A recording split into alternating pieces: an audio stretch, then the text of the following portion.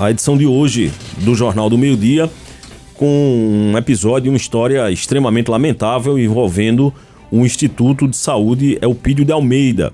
Desde ontem, Campina Grande foi sacudida com a informação da morte de um bebê no Instituto de Saúde Elpidio de Almeida, e a mãe desse bebê, que acabou sendo natimorto, perdeu o útero, e a família está acusando o hospital, a maternidade Elpidio de Almeida e os profissionais que ali atuam de terem cometido negligência. A reportagem da Campina FM, o João Carlos Trajano, esteve acompanhando durante todo o dia, inclusive conversou com o pai dessa criança, o marido da mulher, o Jorge Elô. Não foi isso, João? Boa tarde.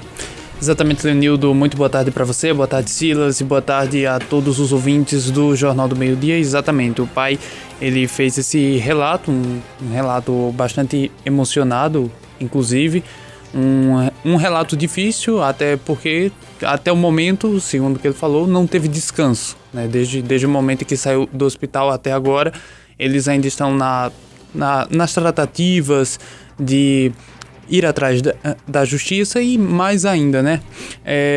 Pela saúde da esposa, que ainda está em tratamento medicamentoso devido ao grande processo cirúrgico dos últimos dias. Nós conversamos com ele e aí ele detalha todo o ocorrido desde o momento da entrada do ISEA até a saída do hospital. Vamos ouvir o relato de Jorge Elô, o pai de Davi Elô, natimorto do ISEA. A nossa história começa assim que a gente soube, né, da gravidez da minha esposa, e a gente optou por fazer o pré-natal particular, acreditando que seria mais seguro, né, o atendimento seria mais eficiente. Fizemos todo o acompanhamento, todos os meses lá. Os pedidos de ultrassom a gente fazia particular. Até então a gente também tinha a pretensão de fazer o parto no hospital particular, porque a gente queria garantir toda a segurança, né, da vinda desse bebê, que era o nosso sonho. A gente sonhou com ele aí por mais de 2 anos. Aconteceu que nos 6 meses de gravidez ela teve uma trombose, teve um trombo, na verdade, e a gente começou a fazer a aplicação da injeção, a Clexane, e a gente passou a fazer essa aplicação, é um anticoagulante. A gente passou a fazer essa injeção de manhã e de noite, todos os dias, né? Então também foi outro sofrimento ali, outra dedicação que a gente se esforçou para conseguir fazer com que a gravidez desse tudo certo. Devido a essa Clexane, o doutor nos indicou fazer o parto normal no ISEA. Ele falou que o ISEA era o hospital mais adequado para esse tipo de procedimento. Até então tudo bem, estava tudo indo muito bem. Na terça-feira da semana passada, foi o último dia de pré-natal com ele. Ele viu, examinou, estava tudo ok, e falou pra gente que estava já próximo já de entrar em trabalho de parto. Foi quando a gente voltou para Esperança, a gente mora em Esperança, e quinta-feira de tarde ela começou com as primeiras contrações, ainda leves, bastante espaçadas, só que a gente já aproveitou e veio para Campina, porque de Esperança para Campina é uma distância um pouco longa. Então a gente chegou aqui no ISEA por volta das 4 horas da tarde, eu acredito.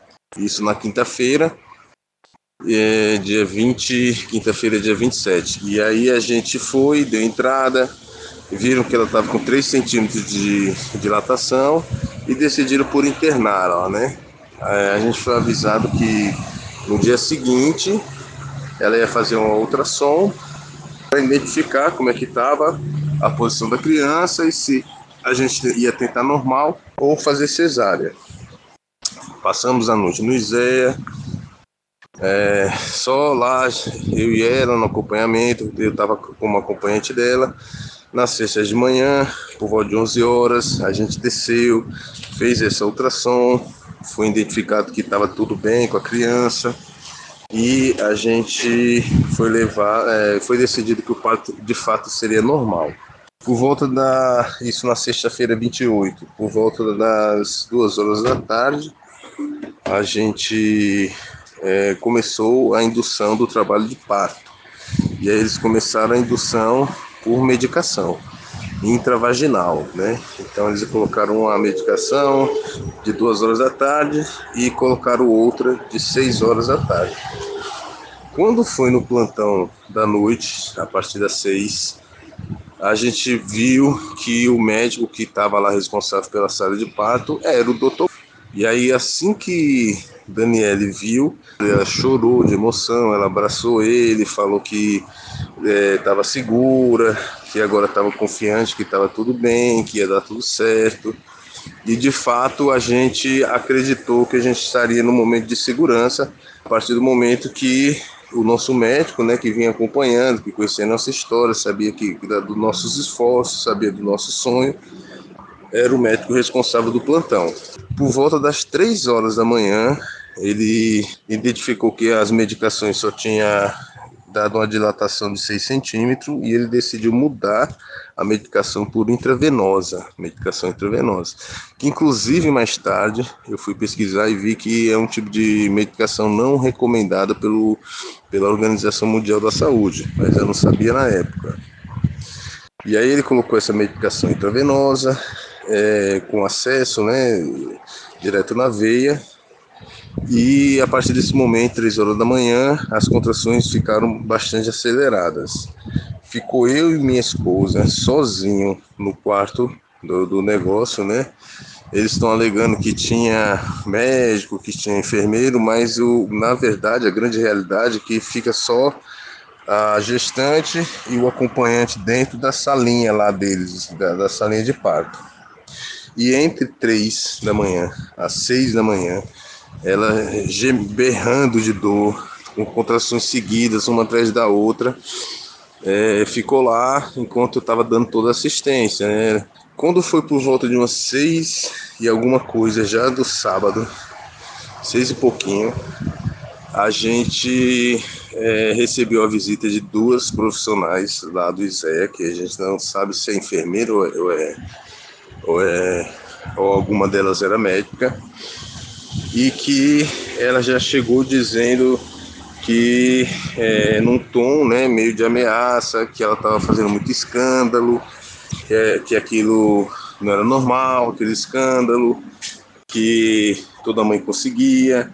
E uma das enfermeiras falou para ela assim que estava proibido ela falar que não ia conseguir realizar o parto.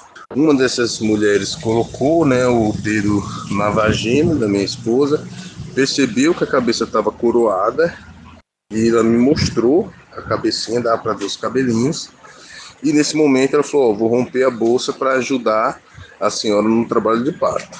E ela foi e rompeu a bolsa da minha esposa. A outra enfermeira observou o acesso, né, no braço dela e falou que aquele acesso estava errado. E ela retirou o acesso da mão e colocou um pouco mais acima no braço, outro acesso. E nesse momento ela aumentou o êmbolo da medicação, e a medicação que antes estava caindo com algumas gotas por minuto começou a cair de forma contínua, caiu bastante, muito rápido, né? E elas fizeram isso, tentaram ali ver, ainda eu fazer minha esposa fazer esforço, e depois foram embora, falaram que voltariam na sequência. Automaticamente, poucos minutos depois de ela ter mexido nesse êmbolo, a minha esposa começou a sentir sintomas de que alguma coisa estava dando errado. Então, o primeiro sintoma que ela teve foi começar a vomitar, né? E aí eu acolhi o vômito dela, corri novamente para essa mesma enfermeira que mexeu no êmbolo. Ela olhou para mim e disse que era normal, que foi porque ela estava passando pelo processo, vomitar era normal. Voltei para a sala, né, que eu estava com a minha esposa, e aí ela começou a tremer e com frio. Corri novamente na enfermeira, expliquei para ela que agora ela estava tremendo, que ela estava com frio, e a enfermeira falou novamente que era normal e que eu aguardasse que elas iam passar lá na sala. Eu voltei, enrolei minha esposa na coberta e a gente tentou aguardar essa visita. Passou-se alguns minutos, por mais de 10 minutos aí dessa espera. E aí a gente começou a notar que tinha alguma coisa estranha, porque ela começou a ficar muito quieta, ela ficou caladinha, e aí eu percebi que as contrações que deveriam estar intensas não estavam, e voltei lá para chamar essas enfermeiras.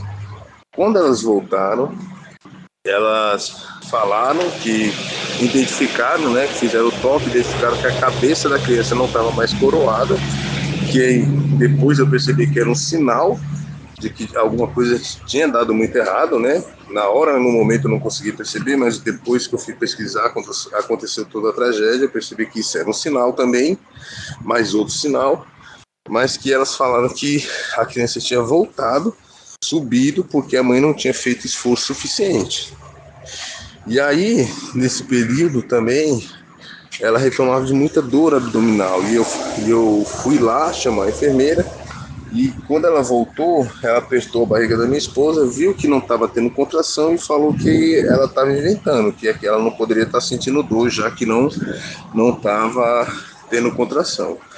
Só que depois a gente sabia o motivo da dor. Mais para frente, quando aconteceu a tragédia, a gente soube o motivo da dor, né? Porque o que ocorreu é que quando houve a superdosagem, o útero da minha esposa estourou, ele rasgou. Tão forte que foi a medicação, ele rasgou. Foi isso que fez o bebê subir, que estava coroado, e foi isso que fez ela ter as dores abdominais, foi isso que fez ela tremer, foi isso que fez ela vomitar. E, no entanto, todos esses sintomas foram negligenciados pela equipe, e eu constantemente indo avisar. O nosso... A nossa decepção foi ainda maior quando a gente foi recorrer ao médico, né, e descobriu que ele simplesmente tinha acabado o plantão dele e que tinha ido para casa sem ao menos ir visitar a Daniele. E a gente sabe que ele, sendo responsável, o profissional que conhecia todo o histórico dela, deveria ter ido lá, né, observar como era o quadro dela e ter tomado a devida atitude, né, naquele momento, de perceber que já se haviam passado ali mais de quase 24 horas já de trabalho de parto, e que ele, por obrigação, tinha que ter tomado uma atitude. Ele era a pessoa mais indicada, mais responsável, e que de fato a gente estava depositando nossas confianças. O pai, o Jorge Elô, ainda continuou narrando o fato, inclusive nessa segunda parte que a gente vai ouvir agora, ele relata o que está acontecendo agora, né? Ele fala um pouco mais sobre a cirurgia da esposa, inclusive para a retirada do útero, né? E fala o que é que está acontecendo agora, desse desenrolar e principalmente dos trâmites legais. Vamos ouvir. Quando ocorreu essa outra volta, da terceira vez que as enfermeiras foram lá, que ela já estava sem contração, que o bebê tinha sumido, em nenhum momento eles escutaram o bebê, em nenhum momento eles tiraram o pulso dela, e aí eles fizeram novamente o trabalho de ela fazer esforço. Mandaram segurar uma corda, um pedaço de pano. E a gente abre a... puxar, para tentar fazer nessa puxada, fazer com que o bebê saísse. Só que foi nesse momento que ela começou a fazer esse outro esforço, mais uma vez, que ela desmaiou. E aí eles perceberam, nesse desmaio dela, que ela estava sem pulso. E aí foi quando eles perceberam que tinha uma coisa muito errada e levaram ela para o centro cirúrgico. Até então, a gente não tinha desconfiado que estava acontecendo uma coisa tão séria, né? Porque ela provavelmente teve o rompimento do útero durante umas meia hora antes. Ela teve uma hemorragia interna muito grande. A criança morreu por falta de oxigenação e afogado. E além da bolsa ter sido estourada pela profissional, né? Tudo isso ocasionou nesse processo, mas em nenhum momento durante esse período de quase... Elas foram lá de 6 horas da manhã e ela foi para a sala de cirurgia às 7 horas da manhã, do sábado. Então, esse período todo, eles negligenciaram. Eu fui lá de ver, inclusive, as pessoas que estavam lá, as outras mães, as outras grávidas que estavam na sala vizinha, viu todo esse processo, viu todo o sofrimento, viu o quanto eu corri atrás deles e o quanto eles negligenciaram esse atendimento.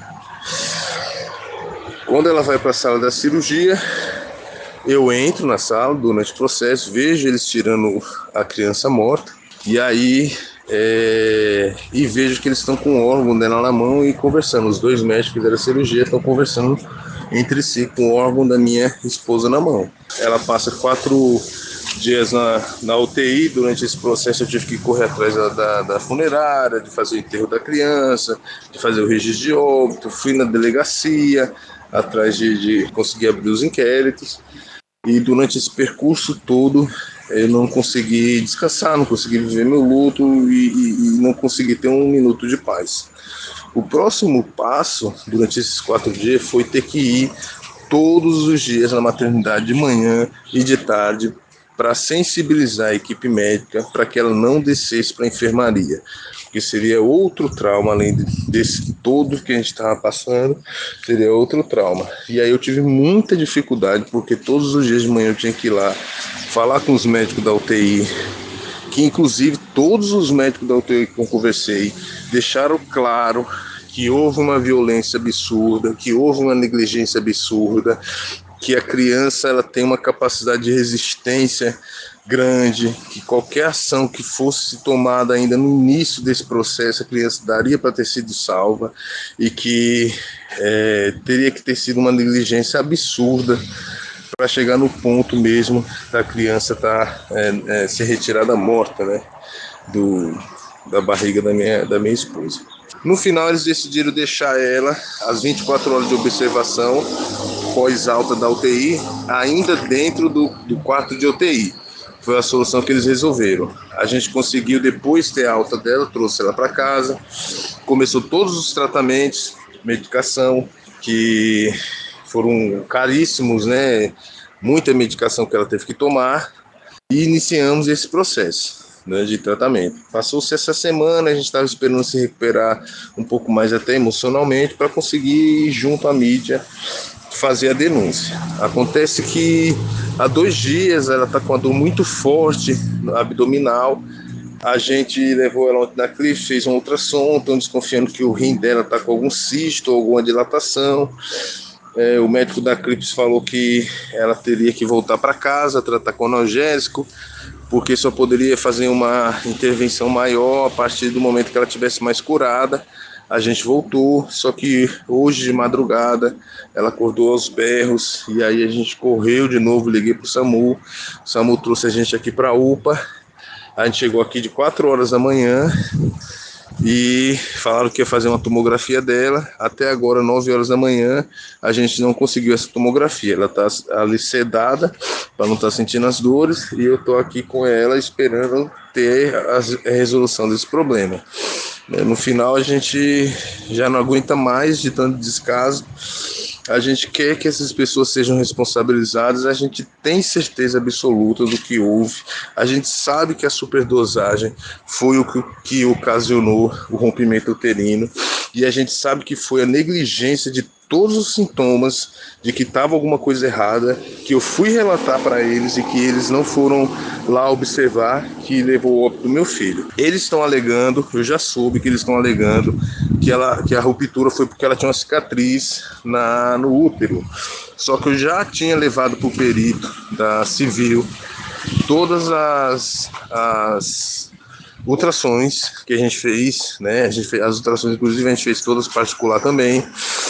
E levei para ele, e ele viu que o útero dela era saudável, que não tinha nenhum tipo de cicatriz, que ela nunca tinha feito nenhum tipo de cesárea, que ela já tinha sofrido um aborto, mas foi um aborto espontâneo, que não teve nem curetagem nesse processo.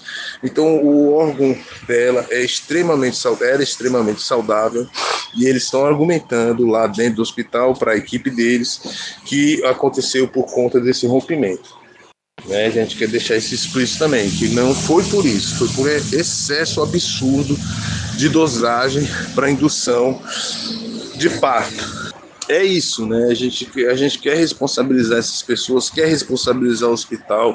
Isso é uma coisa que acontece muito lá no ISEA, mas eles tentam abafar. Infelizmente, muitas das famílias não têm instrução para correr atrás dos direitos, só que a gente decidiu que a gente não vai escalar, que a gente vai correr atrás, que a gente vai apontar todos os culpados, que a gente vai mostrar, que a gente vai provar que eles foram negligentes e que eles assassinaram o nosso filho, né? O nosso Davizinho, ele não vai ser esquecido.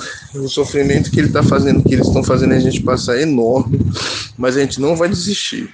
Assim que a gente conseguir ter um pouquinho de respiro, melhor a gente vai conseguir melhor relatar isso junto à mídia, né? Mas também a gente vai conseguir melhor contato com o advogado, fechar esse advogado entre esses que já nos disponibilizaram apoio, e a gente vai entrar com todos os recursos para cima deles. A gente sabe o que eles fizeram contra a gente. Embora a classe média, a médica, seja uma classe que se acoberte bastante, mas todos os médicos da UTI deixaram explícito que foi um absurdo que fizeram, que foi um crime que fizeram, que eles não deveriam ter deixado ela durante tanto tempo em processo de sofrimento, em processo de hemorragia interna, que o bebê, quando coroa, ele não volta novamente. Eles falam que a culpa era da minha esposa, que ele tinha voltado, que ela não fez esforço, e fez ela fazer muito, muito mais esforço durante esse período que ela estava sofrendo essa hemorragia interna e que meu filho estava sendo morto, né? E além do mais, como eu falei, a enfermeira abriu a bolsa de forma manual, e aí deixou esse tempo todo passando. Em nenhum momento eles foram escutar o bebê. Olha, é um descaso que eu tô também exausto já disso. Eu não aguento mais passar por esse processo. Bom, só dizer que 2 pontos. Primeiro, eu vou me reservar de não tecer comentários em relação a esse caso depois de ouvir esse relato. Na verdade, é um ponto só, porque uma coisa está conectada à outra, porque eu não seria capaz de tecer os comentários cabíveis dentro dos limites que são necessários. Eu não sou humanamente capaz de comentar esse caso preservando o mínimo daquilo que a gente tem que preservar na responsabilidade de estar em um programa de rádio com a audiência do Jornal do Meio-Dia. Não tem como. Ia sair coisa que não dá para sair no ar. Agora, eu só posso dizer que em 43 anos de vida, reparem bem, tendo atuado na Polícia Civil da Paraíba como servidor de onde depois pedi exoneração, tendo trabalhado no Núcleo de Medicina Legal, um local de tragédias as mais terríveis, as desgraças que vocês imaginarem piores, eu nunca ouvi, em toda a minha vida, o relato de um circo de horrores tão tenebroso quanto o que acabei de ouvir juntamente com vocês aqui na Campina FM. Eu nunca, em toda a minha vida profissional, como jornalista, em toda a minha vida como ser humano, como pessoa, com toda a vivência das piores desgraças que aconteciam dentro de uma sala de necrópsia de uma unidade de medicina legal, eu jamais escutei um relato tão pavoroso, tão perturbador, tão terrível quanto este que acabei de ouvir da boca de um pai. Dizer que nós vamos continuar acompanhando, porque há muito tempo atuando na imprensa, enquanto estudante e profissional, 20 anos. Outros casos, embora não com detalhes tão terríveis quanto este, mas outros casos envolvendo Izéia ao longo destes 20 anos, de denúncia de negligência, de morte de crianças, de mães saindo lesionadas para sempre no corpo e na alma, eu nunca ouvi o desfecho de um destes casos. Eu nunca ouvi falar do resultado de uma sindicância. Eu nunca ouvi falar de um resultado de um processo criminal contra profissionais por conta de negligência. Em 20 anos eu nunca soube de uma sentença. Nunca soube, eu não estou dizendo que não possa ter acontecido, mas eu nunca soube de uma demissão do serviço público em consequência da apuração dos fatos. Nunca. Então nós vamos continuar acompanhando. Vamos ter que voltar a esse tema, inclusive Silas vai trazer uma informação agora, mas registrar que agora há pouco esse cidadão, o pai da criança, é Jorge Elô, fez uma publicação informando que recebeu uma notificação extrajudicial para apagar a postagem com as denúncias que fez nas redes sociais. O pai, no meio de todo esse processo, acaba de receber uma notificação para excluir a postagem com as denúncias das redes sociais. Ele disse que vai fazer a exclusão, que fez a exclusão e queria republicar a parte das denúncias, omitindo alguns nomes, mas está recebendo suporte jurídico para saber, inclusive, como agir em relação a isso. E, em terceiro lugar, Silas, só dizer o seguinte, nós vamos voltar a esse tema, como eu disse, mas a gente vai voltar com a proposta que eu já vou trazer. Eu acredito que é preciso se criar uma espécie de uma ouvidoria externa, ou externa ao ISEA, externa à Prefeitura de Campina Grande, formada por pessoas que não sejam da estrutura do Poder Municipal, para atendimento de reclamações e denúncias em caráter de urgência de mulheres na maternidade municipal. Estou sugerindo aqui, vou conversar com os vereadores, vamos conversar com as autoridades, se precisa criar, a bem dos direitos humanos, inclusive, uma ouvidoria externa ao ISEA, a maternidade municipal, para situações de parto, porque os relatos de mulheres em maternidades públicas em geral, de que não suportam as condições de um parto normal e são acusadas de serem fracas e são acusadas de serem covardes, exageradas, de estarem sendo extravagantes, que não precisa disso, deixe de ser mole, quando foi para fazer foi bom, agora aguenta. Esses relatos, eu estou me referindo aqui a maternidades públicas em geral. Isso não pode simplesmente ficar acontecendo e depender que um ou outro pai e mãe faça a denúncia depois. É preciso que haja alguém que esteja pronto para, no momento do recebimento dessa denúncia, ir até o hospital e até uma maternidade, seja o ISEA, seja qualquer outra, ter acesso para apurar essa denúncia. Cadê a OAB? Vamos acionar a OAB nesse processo, tenho certeza que a OAB vai colaborar. Ministério Público, Poder Legislativo, independente de governo A ou B, não dá para ouvir de novo outro relato desse. 12h40, Silas, a Prefeitura se pronunciou? Se pronunciou, Lenildo Ferreira, através de um áudio gravado pelo secretário de Saúde do município, Carlos Dunga Júnior, que a gente vai reproduzir agora aqui no Jornal do Meio-Dia. Primeiramente, nós estamos todos atentos com o caso ocorrido no ISEA. Nós dispensamos todo nosso time para focar neste processo.